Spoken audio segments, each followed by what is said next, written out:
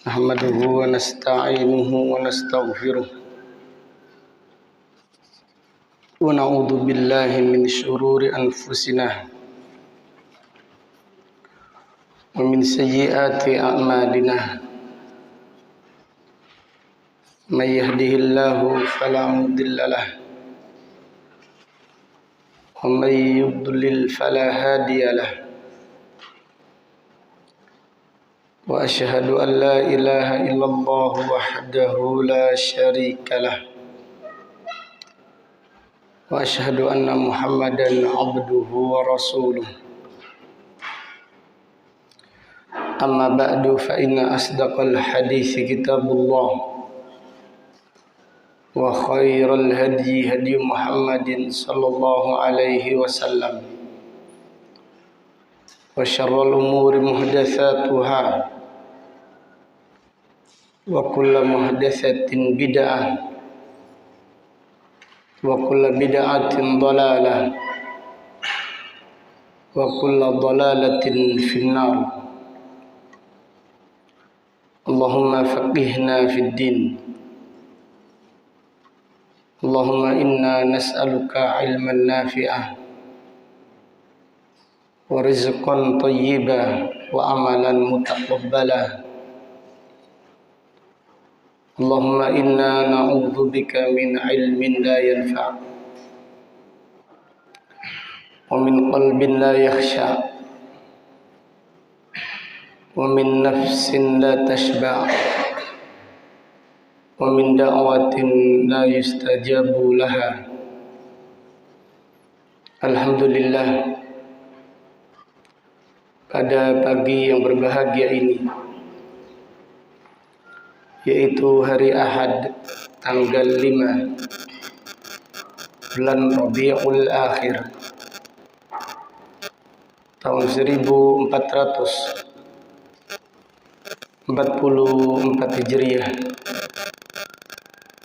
dengan izin Allah Ta'ala kita melanjutkan kembali kajian kitab Tauhid alladhi huwa haqqullahi 'alal 'abid, yang ditulis Al-Imam Al-Mujaddid Syekhul Islam Muhammad ibnu Abdul Wahhab, imam besar kaum muslimin, yang dilahirkan pada tahun 1115 Hijriah dan meninggal dunia pada tahun 1206 Hijriah, rahimahullahu ta'ala rahmatan wasi'ah.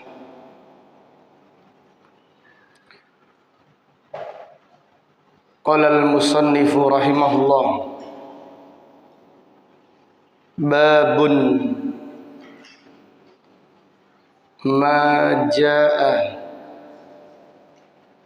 fi himayatil Mustafa sallallahu alaihi wasallam janabat tauhid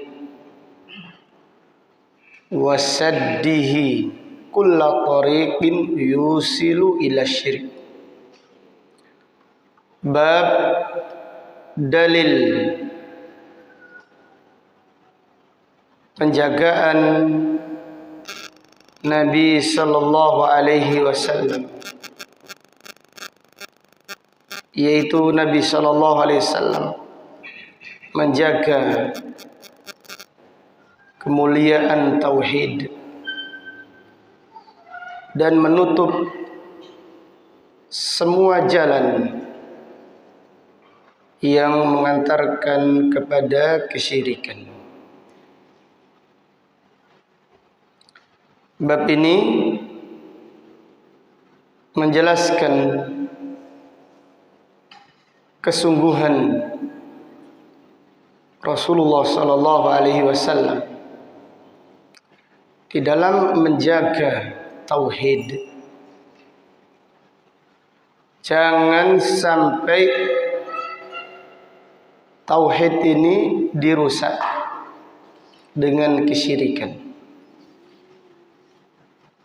Maka Nabi sallallahu alaihi wasallam menutup semua jalan menuju kepada kesyirikan. Dan di antara jalan menuju kesyirikan adalah ghulu atau melampaui batas di dalam mencintai orang-orang saleh. Di antara jalan yang mengantarkan kepada kesyirikan adalah ghulu, melampaui batas terhadap orang-orang saleh. Maka ini ditutup rapat oleh Rasulullah sallallahu alaihi wasallam.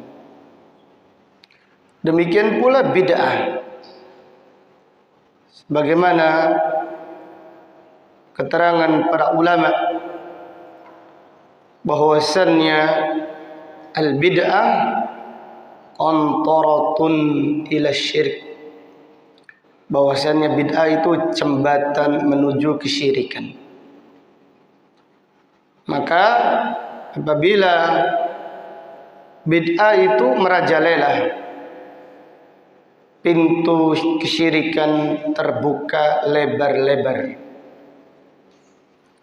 Di dalam Al-Quran Allah Ta'ala berfirman, فَلْيَحْذَرِ الَّذِينَ يُخَالِفُونَ عَنْ أَمْرِهِ أَنْ تُصِيبَهُمْ فِتْنَةٌ أَوْ يُصِيبَهُمْ عَذَابٌ أَلِيمٌ. Dan hendaklah takut orang-orang yang menyelisihi perintahnya. Hendaklah takut orang-orang yang menyelisihi perintahnya, yaitu perintah Rasulullah sallallahu alaihi wasallam, akan ditimpa fitnah atau ditimpa azab yang pedih. Jadi menyelisihi sunnah, menyelisihi perintah Rasulullah sallallahu alaihi wasallam akan ditimpa fitnah. Imam Ahmad bin Hanbal berkata, "Atadruna mal fitnah?" Apakah kalian mengetahui apakah makna fitnah? Qala al-fitnatu asyirk. Imam Ahmad mengatakan fitnah adalah kesyirikan. Jadi demikianlah, siapa yang melampaui batas terhadap orang-orang yang saleh, siapa yang melampaui batas di dalam mencintai orang-orang saleh, maka dia akan terjerumus ke dalam kesyirikan. Demikian pula siapa yang bergelimang dengan bid'ah, dengan kesesatan, maka apa yang dilakukannya akan mengantarkannya kepada kesyirikan, wal iyadu billah. Jadi bab ini menjelaskan bahwasanya Nabi sallallahu alaihi wasallam benar-benar menjaga tauhid, menjaga kemuliaannya. Demikian pula menutup semua pintu yang mengantarkan kepada kesyirikan. Menutup pintu semua perbuatan yang mengantarkan kepada kesyirikan. Kemudian penulis rahimahullah membawakan beberapa dalil pada bab yang mulia ini. Wa qauluhu ta'ala, Allah Ta'ala berfirman, laqad ja'akum rasulun min anfusikum azizun 'alaihi ma 'anittum harisun 'alaikum bil mu'minina raufur rahim. Surat At-Taubah ayat 128. Allah Ta'ala berfirman, laqad ja'akum rasulun, sungguh telah datang kepada kalian seorang rasul yaitu Rasul utusan Allah, yaitu Nabi Muhammad sallallahu alaihi wasallam. Min anfusikum, dari bangsa kalian, yaitu dari bangsa Arab. Dan bangsa Arab adalah bangsa yang paling mulia. Dan bahasa Arab adalah bahasa yang paling agung. Laqad ja'akum rasulun min anfusikum. Jadi Rasulullah sallallahu alaihi wasallam diutus dari bangsa Arab dan dari bahasa yang paling fasih. Bahasa yang paling fasih di dunia adalah bahasa Arab. Dan bahasa Arab yang paling fasih adalah bahasa orang-orang Quraisy. Dan Nabi sallallahu alaihi wasallam dari Quraisy, dari Bani Hashim. Allah Subhanahu wa taala berfirman tentang kemuliaan bahasa Arab. Inna anzalna Qur'anan Arabiyyan la'allakum taqilun. Sesungguhnya kami menurunkan Al-Quran dengan bahasa Arab agar kalian memahaminya. Ini menunjukkan yaitu keutamaan bahasa Arab. Dan diriwayatkan di dalam riwayat bahwasannya nanti penghuni surga berbicara dengan bahasa Arab. Nanti penghuni surga yaitu berbicara dengan bahasa Arab. Karena bahasa Arab adalah bahasa yang paling agung di sisi Allah Ta'ala. Maka lihatlah Al-Quran. Al-Quran bahasa Arab. Al-Quran adalah kitab yang paling agung di sisi Allah Subhanahu wa Ta'ala. Kemudian lanjutan ayat, azizun alaihi ma anittum, terasa sulit baginya penderitaan kalian. Terasa sulit bagi Nabi sallallahu alaihi wasallam.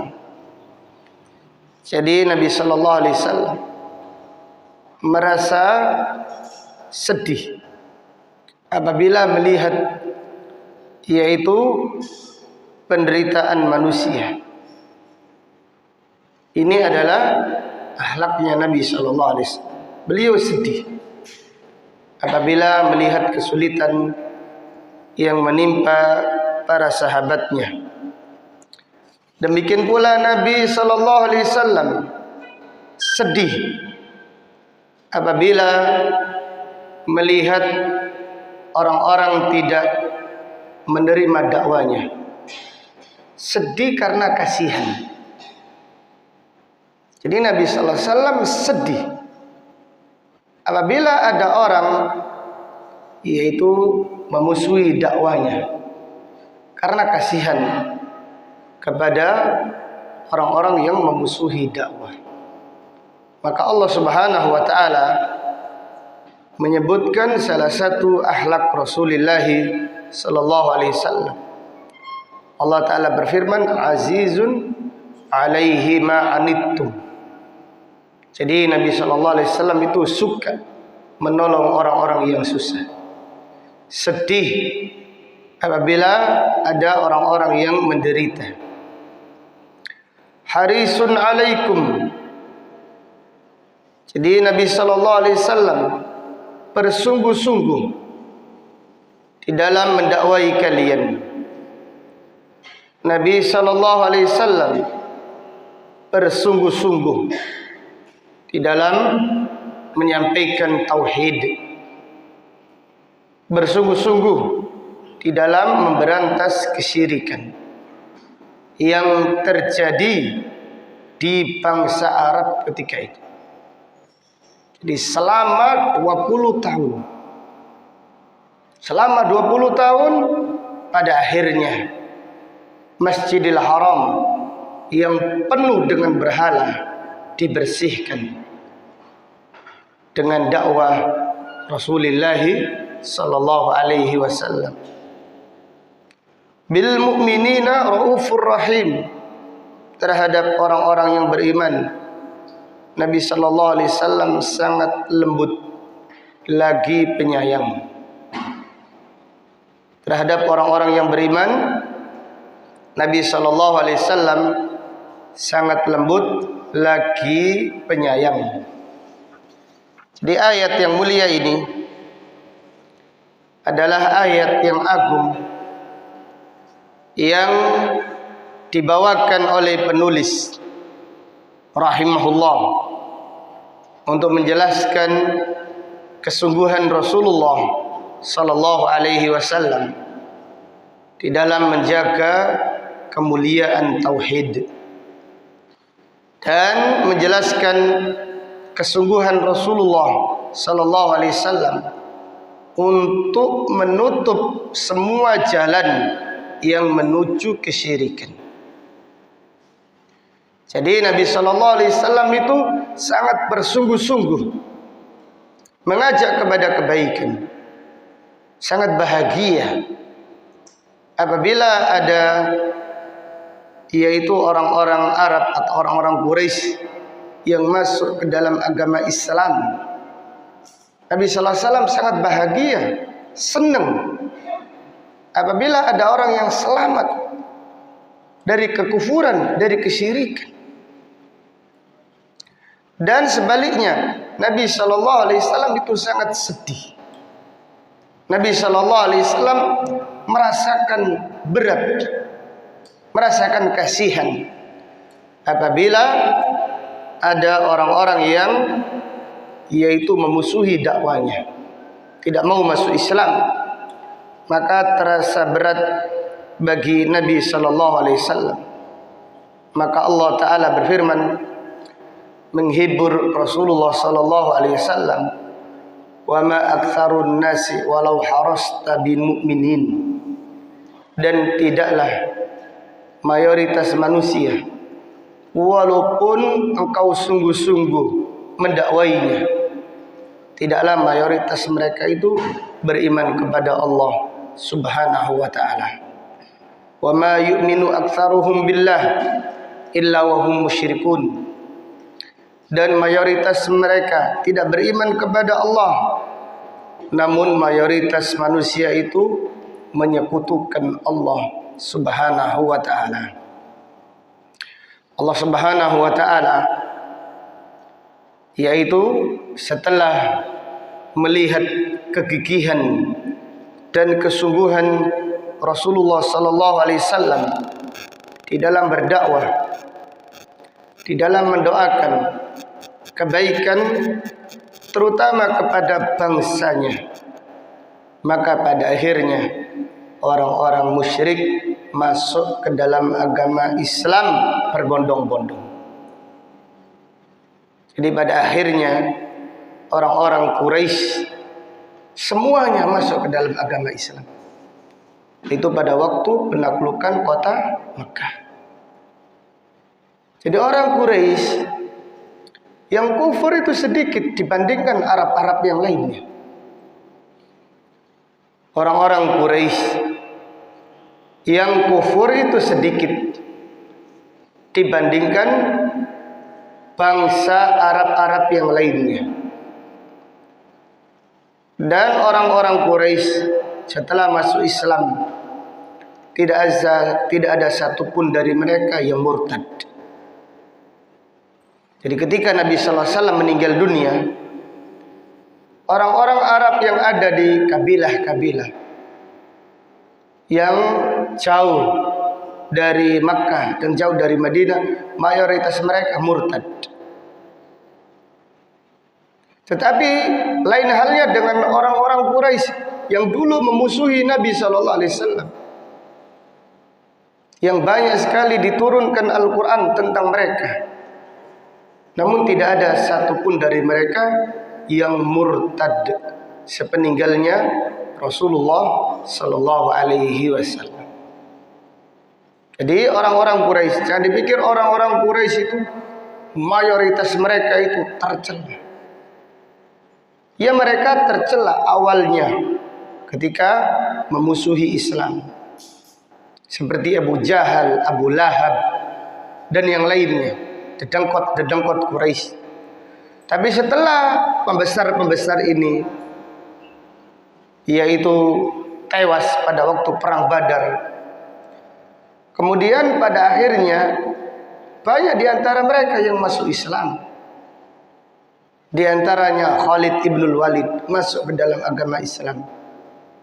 Di antaranya yaitu Amr ibnul As, Abu Sufyan, pimpinan tertinggi orang-orang Quraisy, itu masuk Islam. Ini menunjukkan semangatnya Nabi Shallallahu Alaihi Wasallam di dalam berdakwah, dan semangatnya Nabi Shallallahu Alaihi Wasallam mendoakan kaumnya. Jadi ini yang kita lupakan. Kita hanya menyalahkan saja, tapi kita tidak mendoakan, tidak mengharapkan yaitu petunjuknya orang-orang yang ada di sekitar kita. Jadi Nabi Shallallahu Alaihi Wasallam itu sangat sedih dari kesesatan atau dari kesulitan yang menimpa orang-orang yang ada di sekitarnya. Maka di antara petunjuk Nabi Shallallahu Alaihi Wasallam di dalam berdakwah, beliau selain semangat berdakwah, maka beliau semangat berdoa. Harisun alaikum, sangat semangat mengajarkan kebaikan, menginginkan kebaikan, dan mendoakan kebaikan. Semangat yaitu mendakwakan kebaikan dan menginginkan kebaikan serta mendoakan kebaikan. Maka Allah Subhanahu wa taala menjawab semangatnya Rasulullah sallallahu alaihi wasallam.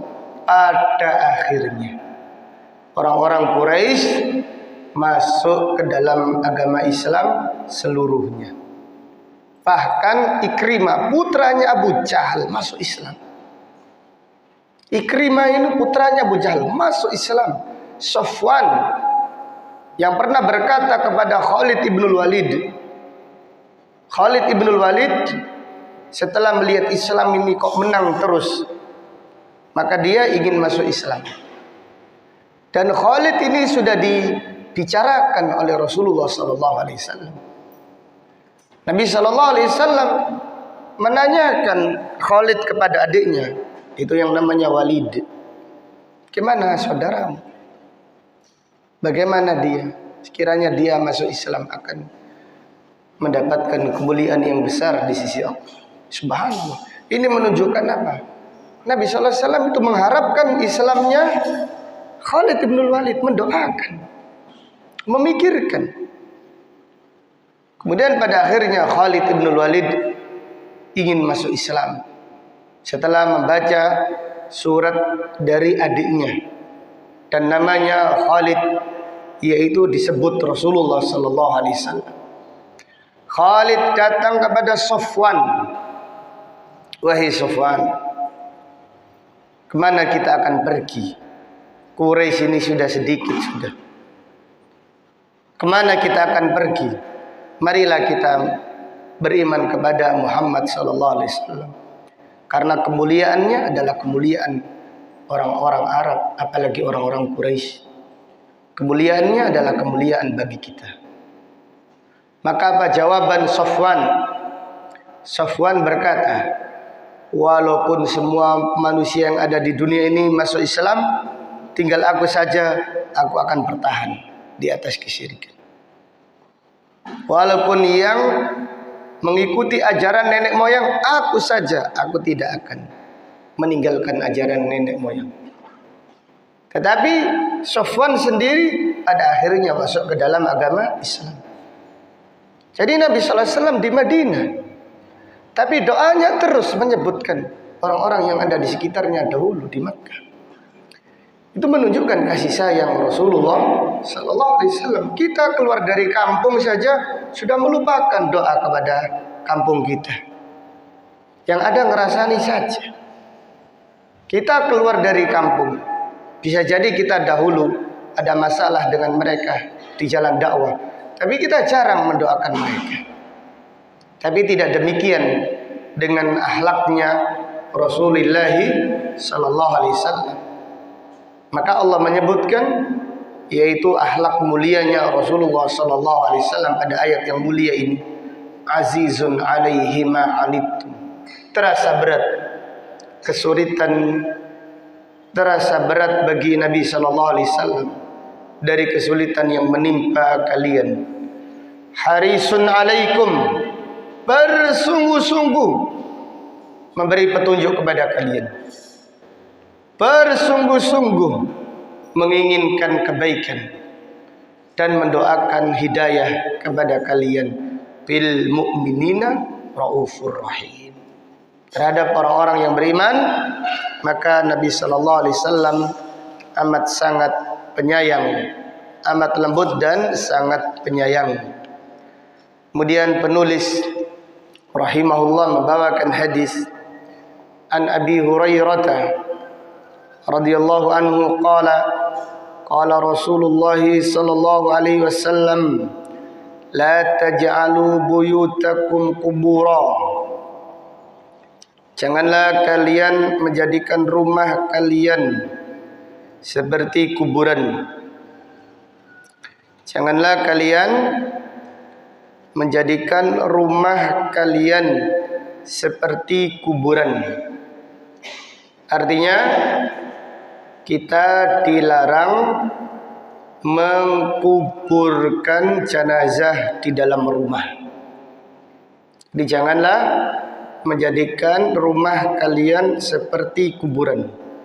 Artinya janganlah mengkuburkan mayit di dalam apa? Rumah. Ini mana yang pertama? La taj'alu buyutakum kubura.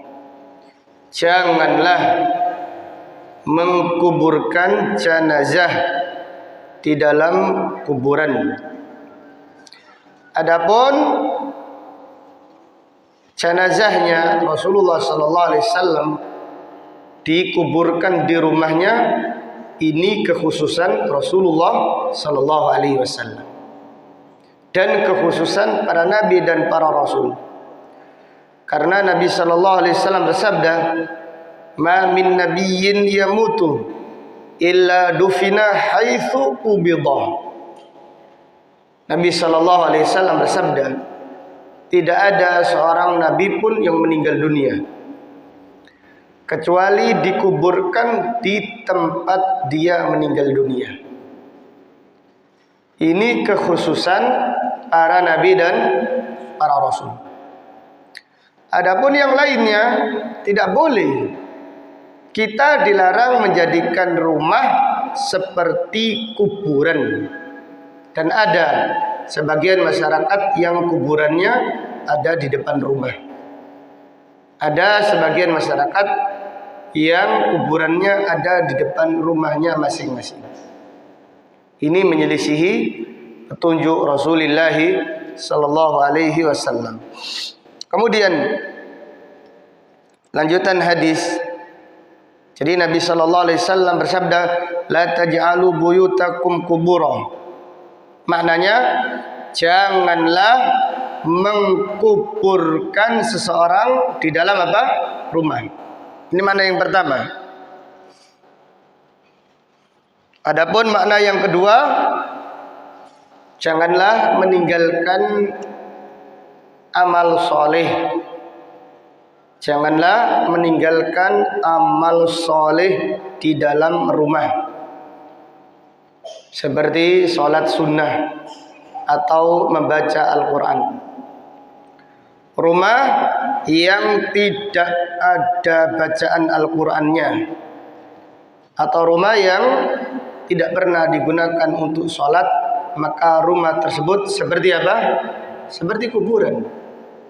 Jadi makna yang kedua, itu janganlah meninggalkan amal soleh di rumah-rumah kalian. Maka Nabi SAW menganjurkan salat sunnah di rumah. Nabi SAW menganjurkan salat sunnah di rumah. Nabi SAW bersabda, "Afdalu salatil mar'i fi baitihi illa al-maktubah." Salat seseorang yang paling afdal itu dikerjakan di rumahnya, kecuali salat fardu. Salat seseorang yang paling afdal adalah salat di rumahnya, kecuali salat fardu, yaitu bagi laki-laki. Ada seorang sahabat selalu salat ba'diyah di rumah, selalu salat sunnah di Masjid Nabawi. Dia suka Masjid Nabawi. Sekarang pertanyaan, salat di Masjid Nabawi berapa pahalanya? 1000. Maka Nabi SAW berkata kepada sahabat tersebut, "Ya fulan, undur ila baiti, lihatlah rumahku, alangkah dekatnya dengan masjid. Ini Masjid Nabawi, bukan masjid yang lain. Tetapi aku lebih suka sholat di rumahku daripada sholat di masjidku." Yang dimaksud adalah sholat sunnah. Dan di dalam riwayat Ibnu Abi Syaibah, Nabi SAW bersabda, menjelaskan bahwasannya sholat sunnah di rumah pahalanya seperti sholat wajib berjamaah di masjid. Jadi kalau kita sholat ba'diyah di masjid pahalanya 1. Kalau kita sholat ba'diyah di rumah pahalanya 27. Tapi kita ini banyak subhat. Kita mengatakan daripada di rumah tidak sholat langsung lihat YouTube, lebih baik sholat di mana? Di masjid, sehingga rumahnya tidak dipakai sholat. Jadi kita tidak akan ada peningkatan kalau kita seperti itu. Ya memang kalau perbandingannya daripada tidak sholat, ya lebih baik sholat. Tapi kalau perbandingannya sholat di masjid pahalanya 1 dan sholat di rumah pahalanya 27. Maka orang yang kepingin kemuliaan, kepingin peningkatan imannya, dia akan menyabari dirinya. Dia akan sholat ba'diyah di rumah, itu lebih afdal. Karena itu nasihat Rasulullah SAW kepada para sahabat apabila sudah sholat fardu, ij'alu min sholatikum fi buyutikum, jadikan sebagian sholat kalian itu di rumah, itu sholat ba'diyah kalian. Sholat sunnah kerjakan di rumah. Fa inna Allaha ja'ilun sholatal mar'i fi baitihi khaira. Allah menjadikan sholat seseorang di rumahnya mendatangkan kebaikan. Jadi sholat sunnah di rumah itu mendatangkan kebaikan. Di dalam lafaz yang lain, fa innallaha ja'ilun sholatal mar'i fi baitihi nur. Allah menjadikan sholat seseorang di rumahnya itu bercahaya. Jadi artinya orang itu rumahnya itu bercahaya seperti bintang. Seperti kita melihat bintang. Jadi rumahnya orang-orang yang beriman dilihat malaikat dari langit seperti bintang. Seperti kita melihat ke atas ada bintang, demikian pula rumahnya orang-orang yang beriman dilihat para malaikat. Dengan apa? Dengan Al-Quran. Dengan mengerjakan sholat sunnah di dalam rumah. Jadi kalau sekarang mungkin qobliyah susah, karena jarak antara adzan dan iqamah terlalu apa? Cepat. Ini berapa menit di sini? Hah? Iya. Jadi seharusnya antara adzan dan iqamah ini agak lambat. 25 menit. Nah, seperti itu. Ini sunnah. Hah? Iya. Karena di dalam riwayat para sahabat setelah mendengarkan adzan ada yang buang air sampai selesai dengan tenang, salat belum dimulai. Ada yang mendengarkan adzan, yaitu makan dengan tenangnya sampai selesai, sampai wudu, dia masih bisa takbiratul ihram bersama Rasulullah sallallahu alaihi wasallam. Ala kulli hal, jika kita tidak bisa qabliyah di rumah, paling tidak ba'diyah jangan ditinggalkan di rumah. Kalau qabliyah antara adzan dan iqamah di masjid terlalu cepat karena pengurusnya yang memutuskan demikian, sedangkan kita tidak punya hak. Maka paling tidak ba'diyah tidak ada yang melarang untuk kita. Jadi kita salat ba'diyah di rumah ini lebih afdal. Tetapi kita mengatakan daripada di rumah tidak sholat, lebih baik sholat apa? Di masjid. Jadi harus dirubah mindsetnya. Daripada kita sholat dapat 1, lebih baik kita sholat mendapatkan 27. Dan juga ini rumah yang tidak pernah dikerjakan sholat sunnah di dalamnya, maka rumahnya seperti kuburan. Rasulullah sallallahu alaihi wasallam bersabda, "La taj'alu buyutakum kubura." Janganlah menjadikan rumah kalian seperti kuburan. Kemudian lanjutan hadis, "Wala taj'alu qabri aida." Janganlah kalian menjadikan kuburanku tempat yang selalu didatangi. Setiap pekan sekali, setiap hari sekali, ada waktu rutin didatangi. Bahkan para ulama mengatakan setiap tahun sekali. Jika ada waktu tertentu harus mendatangi kuburannya Nabi Sallallahu Alaihi Wasallam. Itu termasuk perbuatan yang dilarang. Jadi kalau kita kebetulan umroh, cukup ziarah sekali saja. Cukuplah ziarah ke kuburan Nabi Sallallahu Alaihi Wasallam sekali saja. Atau secara kebetulan kita lewat. Bukan setiap sholat 5 waktu berdesak-desakan.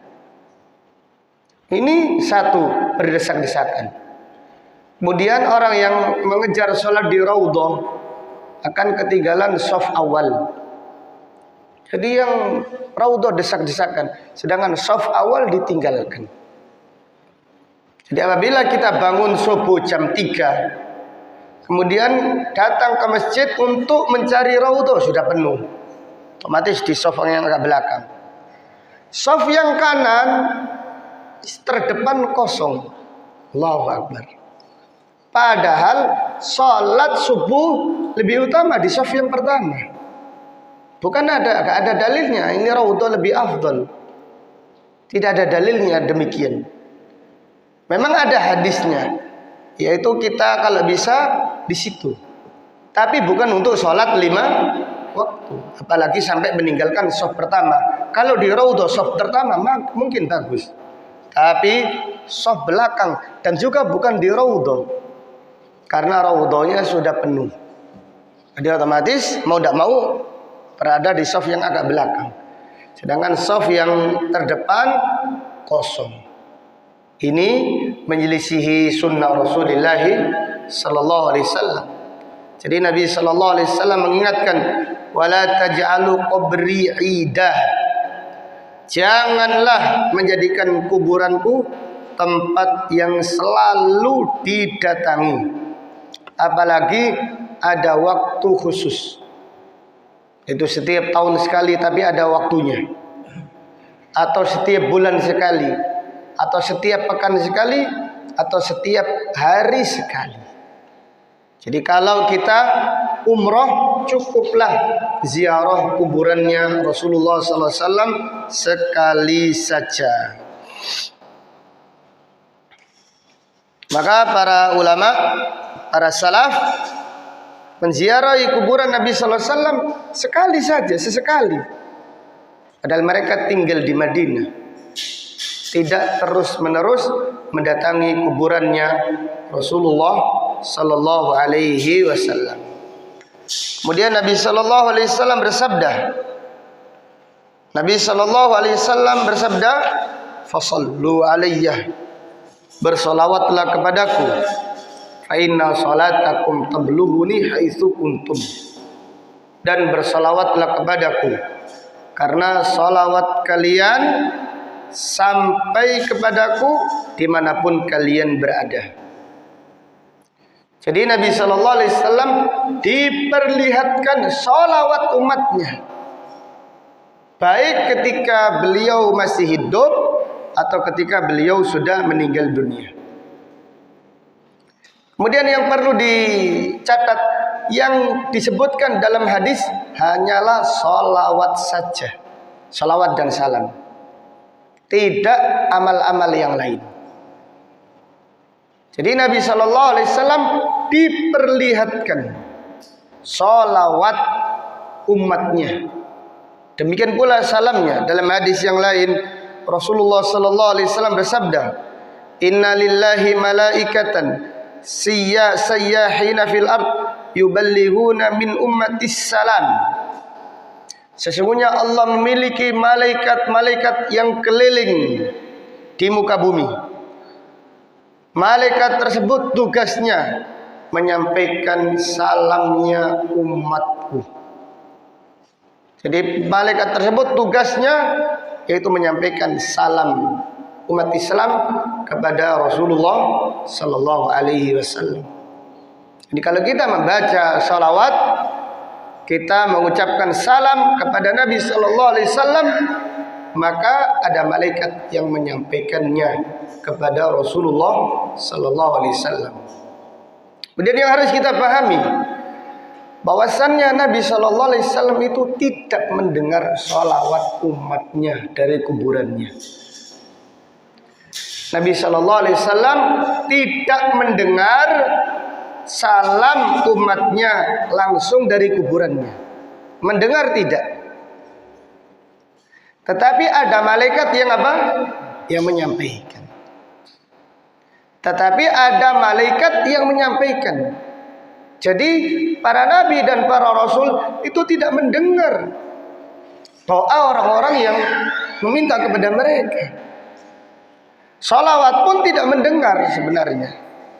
Tapi malaikat yang menyampaikannya. Tetapi malaikat yang menyampaikannya. Dan yang disampaikan adalah salawat dan salamnya. Bukan semua amalnya. Bukan semua amalnya. Karena kita harus berbicara dengan dalil. Dalilnya tentang salawat saja. Maka kita mengatakan yang disampaikan oleh malaikat adalah salawat dan salam. Bukan amalnya, ini umatnya ini melakukan ini disampaikan. Maka ada dalil yang menjelaskan bahwasanya Nabi sallallahu alaihi wasallam tidak tahu. Yaitu ketika beliau berada di telaga Al-Kautsar. Lalu Nabi sallallahu alaihi wasallam memanggil, "Ummati, ummati, wahai umatku, kemarilah minum di telagaku." Summa uhtuliju, kemudian mereka dihalau. Kemudian Nabi sallallahu alaihi wasallam berdoa, "Ya Rabbi, innahum ummati." Ya Allah, mereka itu umatku. Maka Allah Ta'ala berfirman, "Innaka la tadri ma ahdatsu ba'daka." Kamu tidak tahu apa yang mereka lakukan sepeninggalmu. Sesungguhnya engkau tidak mengetahui ajaran-ajaran bid'ah yang mereka lakukan sepeninggalmu.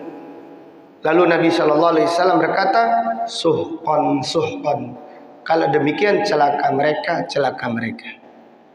Jadi pada hadis ini keterangan jelas Nabi Shallallahu Alaihi Wasallam itu tidak tahu amal yang dilakukan oleh umatnya.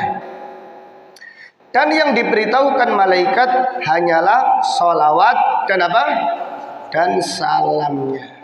Jadi kalau kita membaca sholawat, apabila kita membaca salam kepada Rasulullah sallallahu alaihi wasallam, maka salawat kita dan salam kita disampaikan oleh malaikat kepada Nabi sallallahu alaihi wasallam untuk dijawab.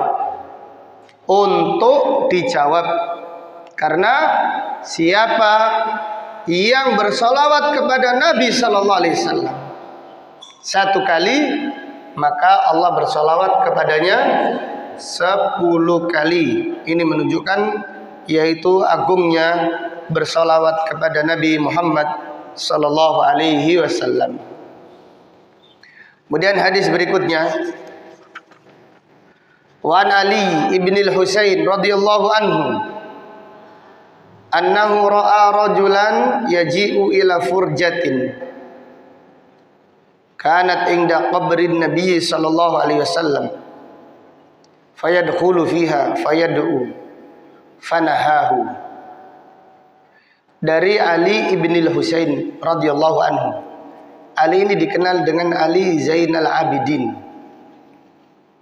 Ali dikenal dengan Ali Zainal Abidin, yaitu putranya Husain, cucunya Fatimah. Ali ibn al-Husain ibni Ali ibni Abi Talib. Jadi Ali ini melihat seseorang yang mendatangi celah kecil yang ada di kuburan Rasulullah sallallahu alaihi wasallam. Fayadkhulu fiha. Lalu orang ini masuk melalui celah tersebut. Fayad'u. Lalu dia berdoa di samping kuburan Rasulullah sallallahu alaihi wasallam. Jadi celah tersebut sekarang sudah ditutup. Ini awal-awal dahulu. Orang masih bisa itu ngintip kuburannya Rasulullah sallallahu alaihi wasallam dari Masjid Nabawi. Di orang ini ada celah, langsung masuk ke celah tersebut walaupun tidak sampai ke kuburannya Rasulullah sallallahu alaihi wasallam. Kemudian orang tersebut setelah masuk di tempat yang dekat dengan kuburannya Nabi sallallahu alaihi wasallam, dia langsung berdoa, menganggap keyakinan bahwasannya doa di situ mustajab. Tidak ada dalil. Tidak ada dalil doa di kuburannya para nabi atau di kuburannya orang soleh mustajab. Fayad'u fanahahu. Ini cucunya Nabi sallallahu alaihi wasallam melarang, jangan berdoa di sini, berdoa di Masjid Nabawi. Janganlah kalian berdoa, janganlah engkau berdoa di sini, tapi berdoalah di Masjid Nabawi. Di dalam masjid lebih afdal. Wa qala ala uhaddithukum haditsan sami'tuhu min abi an jaddi an Rasulillah sallallahu alaihi wasallam qala, maukah aku sampaikan kepadamu hadis dari ayahku, dari kakekku, dari Rasulullah sallallahu alaihi wasallam. Beliau bersabda, la taj'alu qabri 'idan. Janganlah menjadikan kuburanku menjadi tempat yang selalu didatangi. Wala buyutakum kubura. Dan janganlah kalian menjadikan rumah kalian seperti kuburan. Wa sallu alayya. Dan bersolawatlah kepadaku. Fa inna taslimakum yablughuni aina kuntum. Karena salawat dan salam kalian sampai kepadaku dimanapun kalian berada. Sampai kepada Nabi sallallahu alaihi wasallam artinya bukan berarti Nabi sallallahu alaihi wasallam mendengar secara langsung.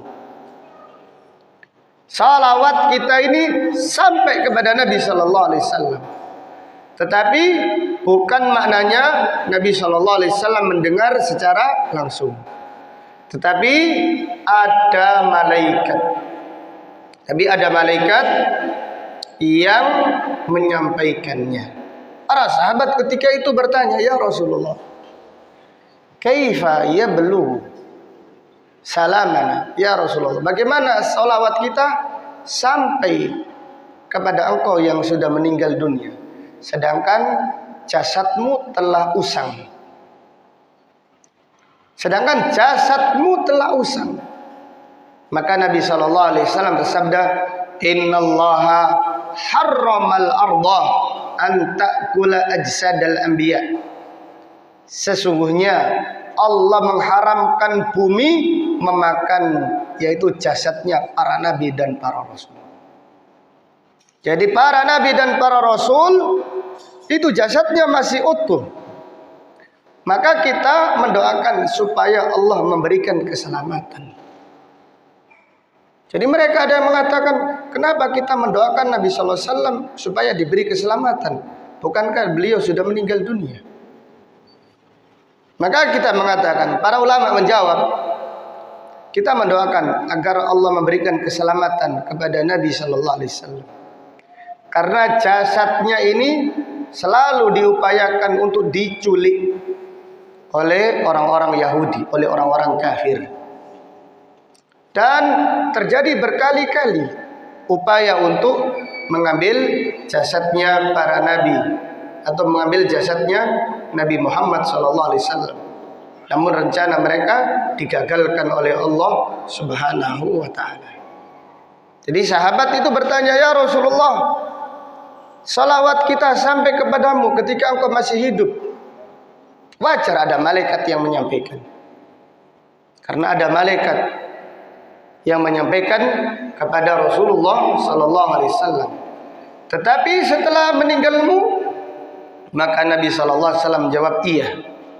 Setelah aku meninggal pun ada malaikat yang datang kepadaku. Tapi aku tidak mendengar secara langsung." Maknanya seperti itu. Tetapi ada malaikat yang menyampaikannya kepadaku.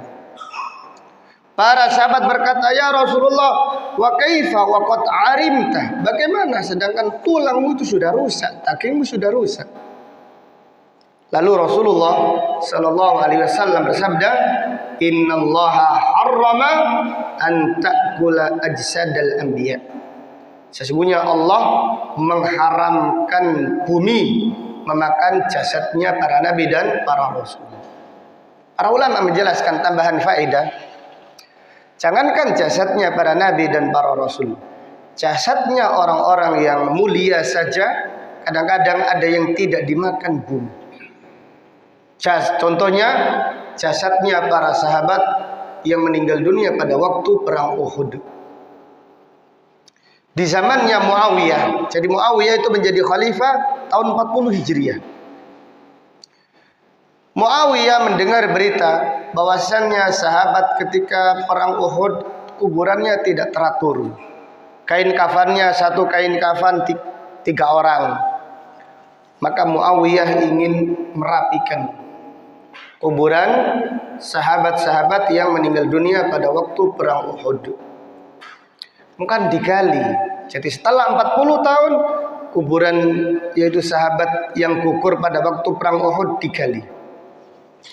Ada seseorang yang sedang menggali memakai cangkul atau sekrop, memakai misaha, kena kakinya Hamzah. Kakinya Hamzah itu berdarah.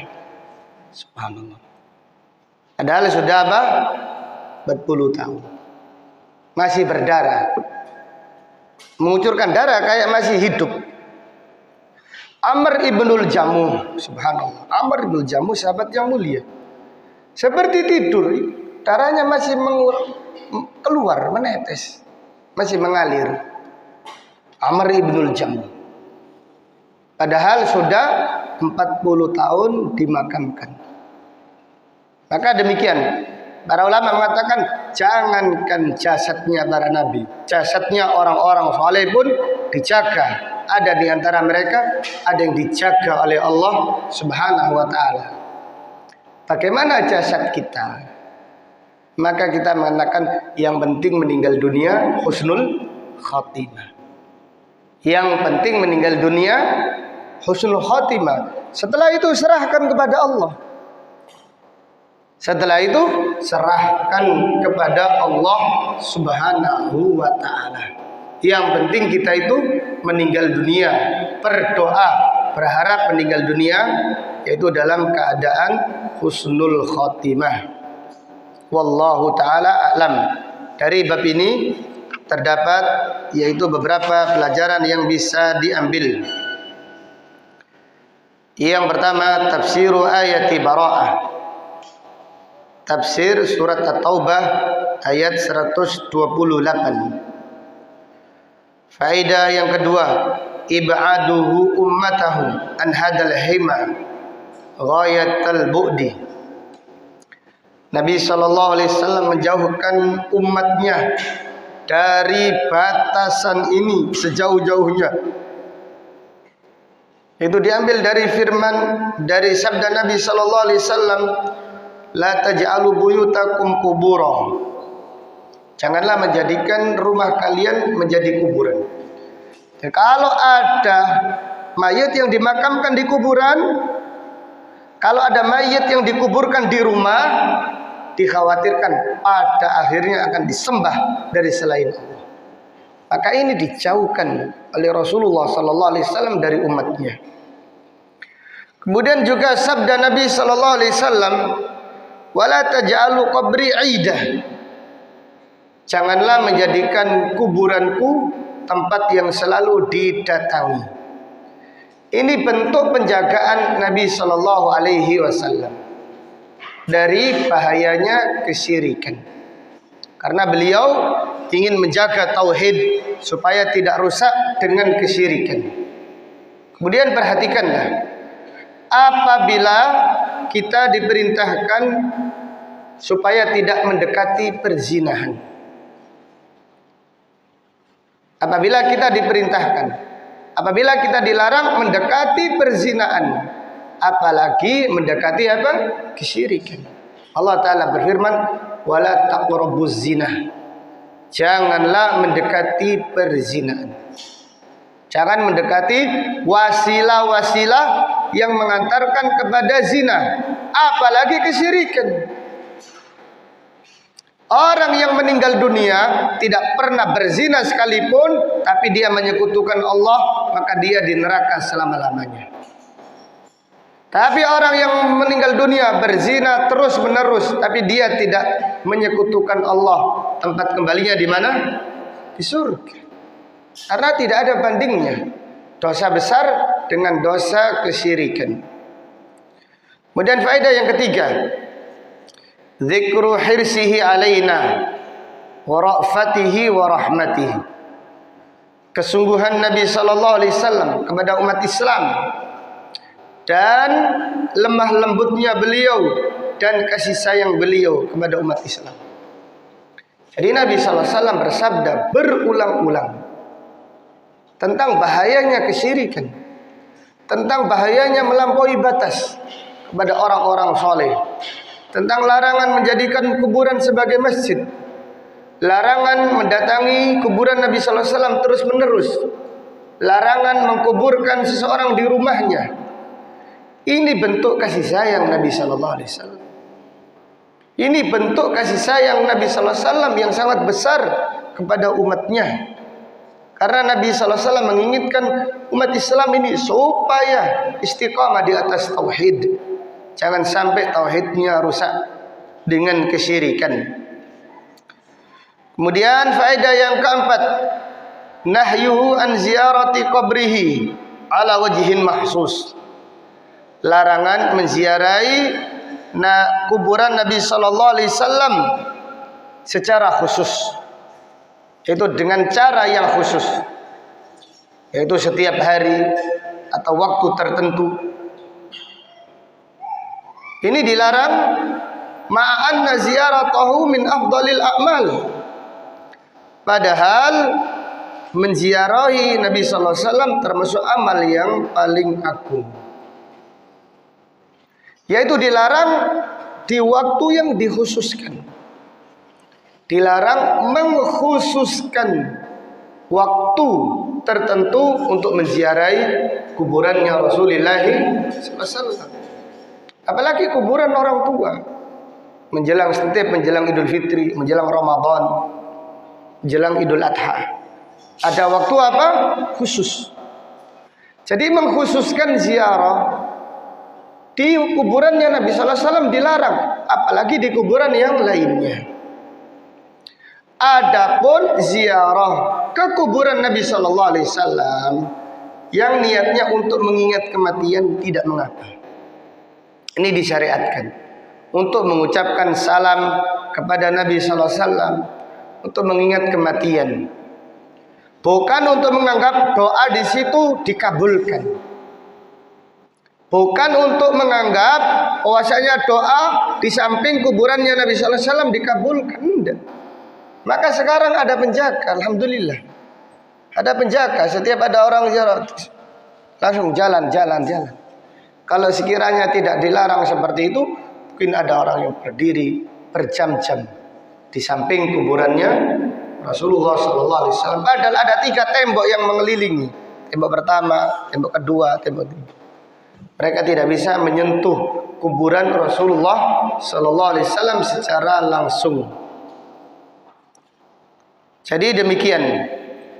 Jadi kalau menziarahi kuburan Nabi sallallahu alaihi wasallam tujuannya untuk menganggap bahwasanya doa di situ dikabulkan, ini dilarang.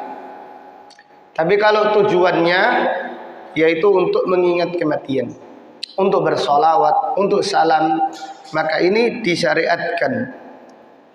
Faedah yang kelima, nahyuhu anil iktsar minaz ziyarah, larangan memperbanyak ziarah ke kuburan Rasulullah sallallahu alaihi wasallam. Maka para sahabat sekali safar satu. Jadi Abdullah bin Umar kalau datang ke kuburan, ke salat ke Masjid Nabawi sekali saja mendatangi kuburan Nabi sallallahu alaihi wasallam berkata, "Assalamu alayka ya Rasulullah. Assalamu alayka ya Abu Bakrin. Assalamu alayka ya Abi." Itu ke kuburannya Umar. Setelah itu selesai. Tidak seperti sekarang jamaah umrah terus setiap hari. Mungkin satu hari 5 kali mendatangi kuburannya Rasulullah sallallahu alaihi wasallam. Kemudian faedah yang keenam, anjuran salat sunnah di rumah. Anjuran salat sunnah di rumah. Sebagaimana hadis yang telah kita bacakan, dan hadis-hadisnya cukup banyak. Anjuran salat sunnah di rumah. Dan sebaik-baik salat adalah salat yang dikerjakan di rumah, kecuali salat fardu. Maka salat fardu bagi laki-laki wajib dikerjakan di masjid. Kemudian faedah yang ke-7, annahu mutaqarrir indahum la yusalla fil maqbarah. Al-mutaqarrir, telah diketahui para sahabat secara umum bahwasanya kuburan bukanlah tempat sholat. Jadi kuburan itu bukan tempat sholat. Satu-satunya sholat yang dibolehkan dikuburkan hanya sholat apa? Sholat jenazah.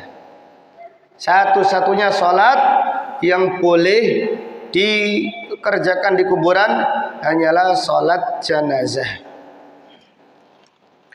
Kemudian pelajaran berikutnya, ta'lilu dzalika bi anna salat ar-rajul wa salamuhu alaihi yablughu wa in ba'udah fala hajata ila ma yatawahhamuhu man arada al-qurb. Salawat seseorang dan salam yang diucapkan seorang sampai kepada Nabi sallallahu alaihi wasallam walaupun dari tempat yang jauh, maka tidak perlu yaitu menerima anggapan yang menganggap salawat harus di tempat yang paling dekat lebih afdol. Tidak ada dalilnya. Semakin dekat dengan Nabi sallallahu alaihi wasallam, salawat kita semakin besar pahalanya. Tidak ada. Jadi salawat yang dibaca sampai kepada Nabi sallallahu alaihi wasallam walaupun dari tempat yang jauh. Maka Ali bin Husain berkata, "Ma anta wa man fil Andalus illa sawa." Kamu di sini kepada orang yang menyusup tadi masuk melalui celah tadi, kamu di sini atau mereka yang ada di Andalus itu sama saja. Salawatnya disampaikan kepada Nabi Sallallahu Alaihi Wasallam. Kemudian penulis berkata, kaunuhu Sallallahu Alaihi Wasallam fil barzakh tu'radu alaihi a'malu ummatihi fis salati wassalam alaihi. Nabi Sallallahu Alaihi Wasallam di barzakh, di kuburan, diperlihatkan amal umatnya, yaitu ketika membaca salawat dan salam saja, bukan semua amalnya. Jadi Nabi Sallallahu Alaihi Wasallam itu diperlihatkan amal yang dikerjakan umatnya. Yang dimaksud adalah diperlihatkan salawat dan salamnya saja. Jadi tidak diperlihatkan semua amalnya. Tidak diperlihatkan semua amalnya. Wallahu taala a'lam bisawab. Sampai di sini pengajian kita pagi hari ini. Insyaallah akan kita lanjutkan pada bab berikutnya, yaitu bab yang sangat agung. Bahwasannya umat Islam ini suatu saat nanti akan menyembah berhala. Naudzubillah.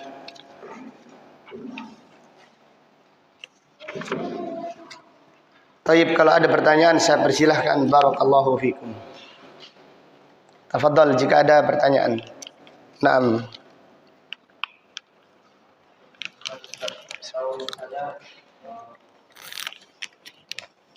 Ada apa? Sholat sunnah saya dapatkan. Ini benar apa? Tak, saya setahu saya. Terus kalau bisa sholat qobliyah dulu, karena ada yang 4 rakaat. Kadang itu baru 2 rakaat itu sudah komat. Terus kalau bila sholat sunnah memang bisa digabungkan, apa boleh digabungkan qobliyah yang 2 yang berarti sama qobliyah. Iya. Di pertanyaan apa hukumnya mengqadha salat qobliyah yang belum sempurna tadi.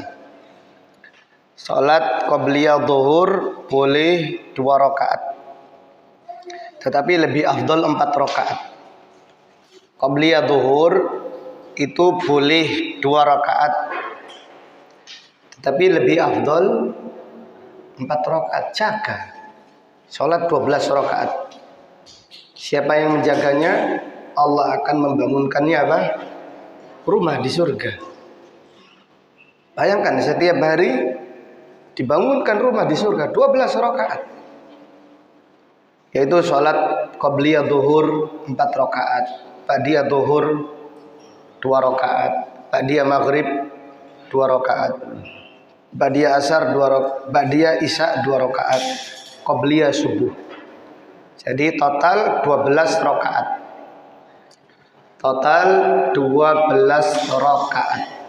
Dan siapa yang qobliyah zuhurnya tidak jangkep tadi karena sudah adzan, sudah iqamat, boleh diqadha ba'da zuhur. Boleh diqadha ba'diyah zuhur karena udzur dia. Dan masjidnya terlalu cepat juga. Wallahu a'lam. Insyaallah tidak mengapa.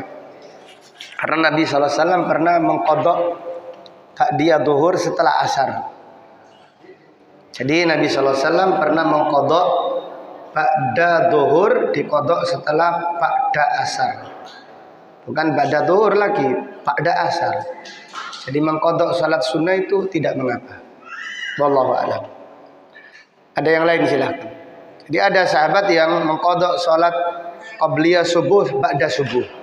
Ada hadis keterangan, dan Nabi SAW menganjurkan siapa yang tidak sholat qabliyah subuh sebelum subuh boleh diqadha setelah waktu duha, setelah masuk waktu duha.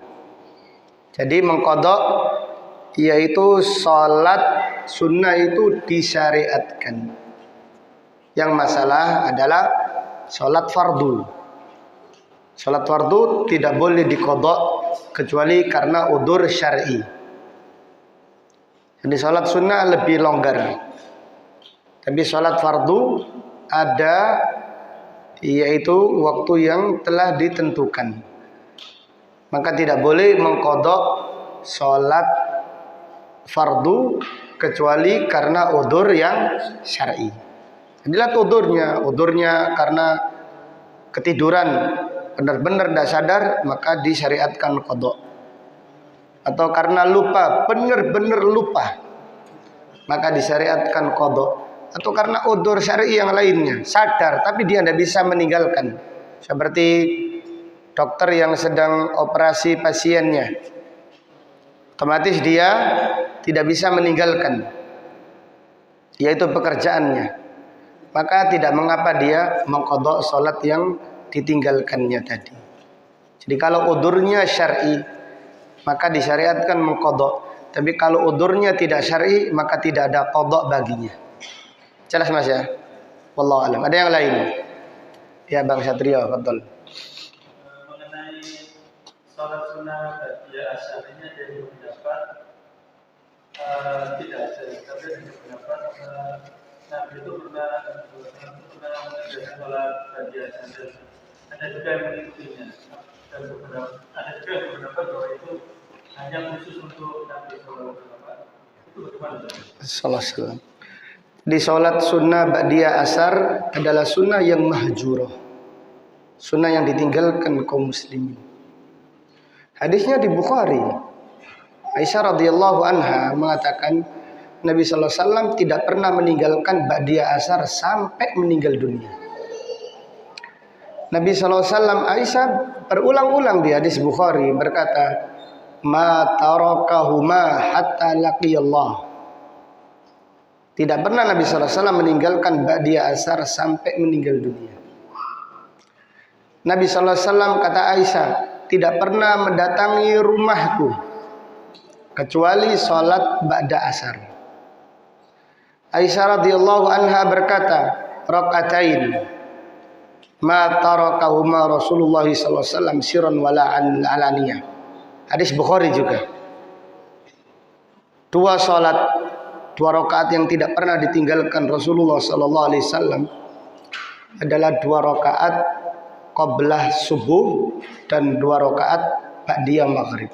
Ba'diyah asar. Hadisnya jelas sekali.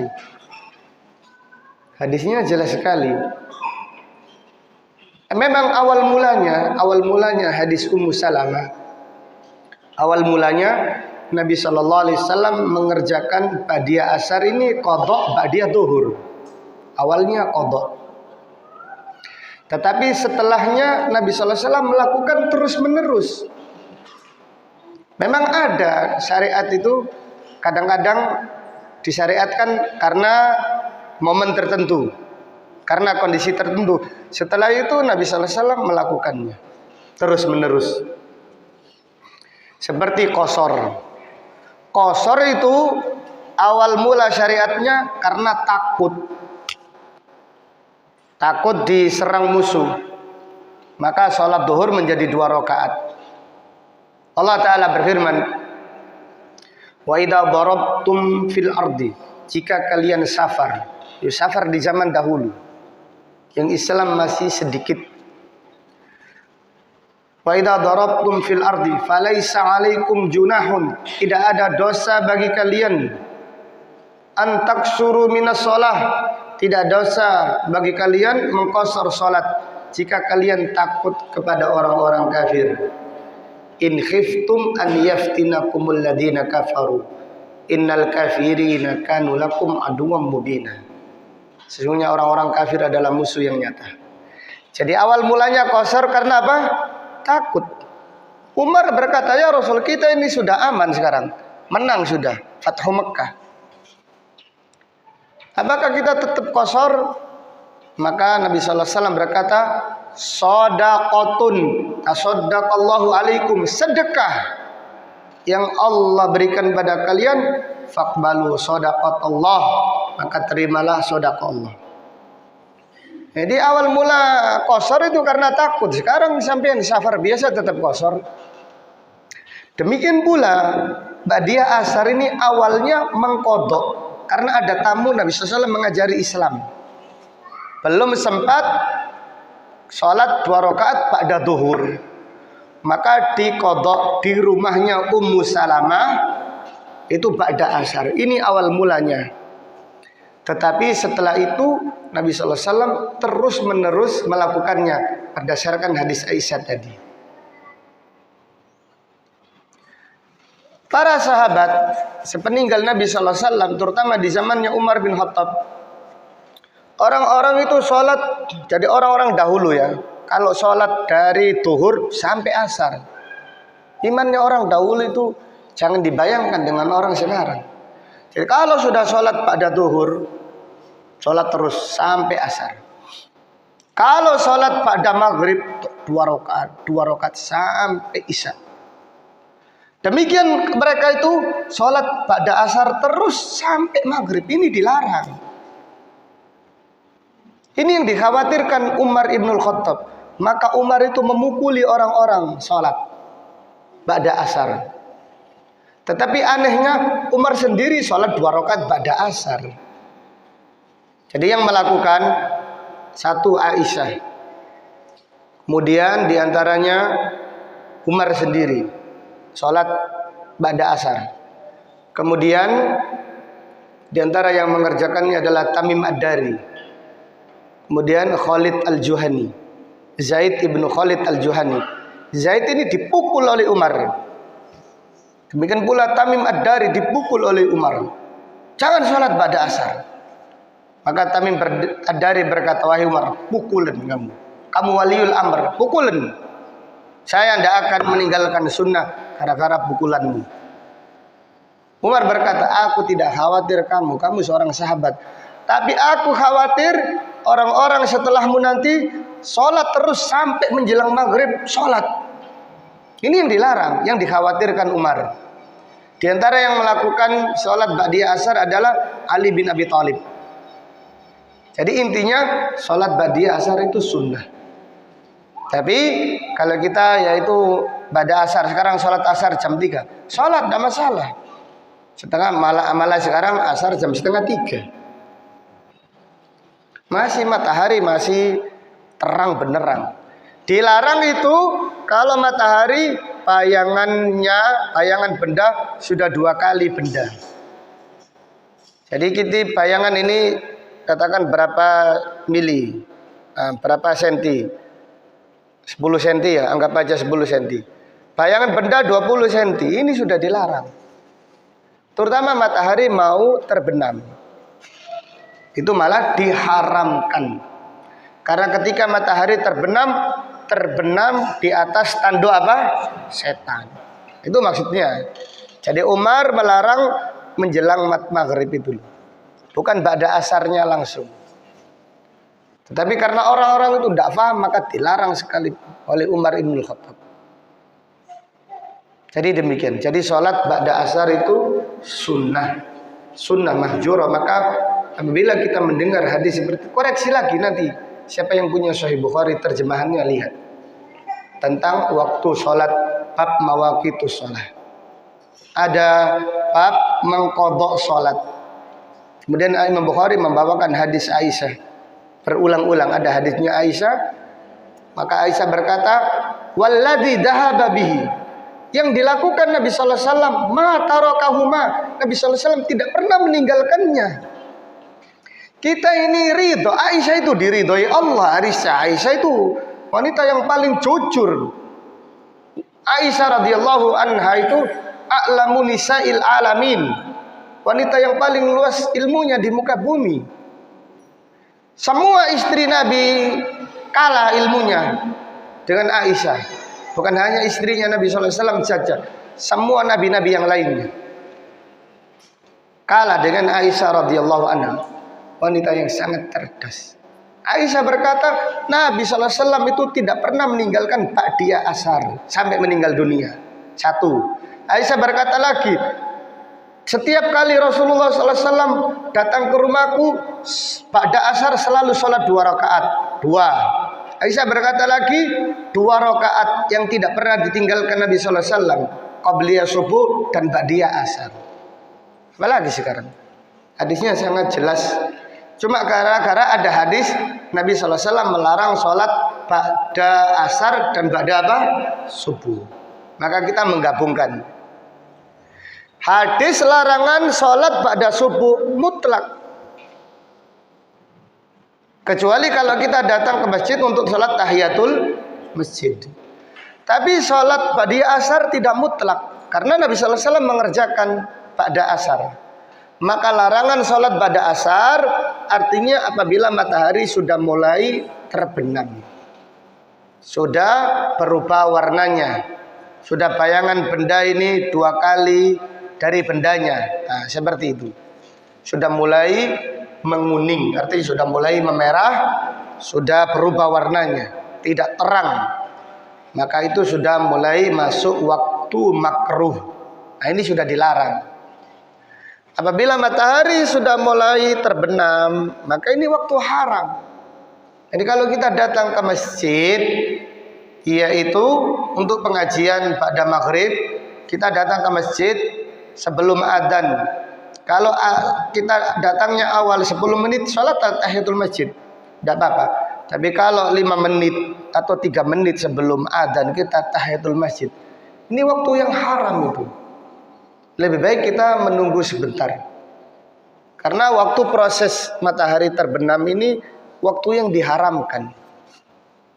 Waktu yang diharamkan mengerjakan sholat. Jadi tunda sholat tahiyatul masjid kita sampai selesai adzan.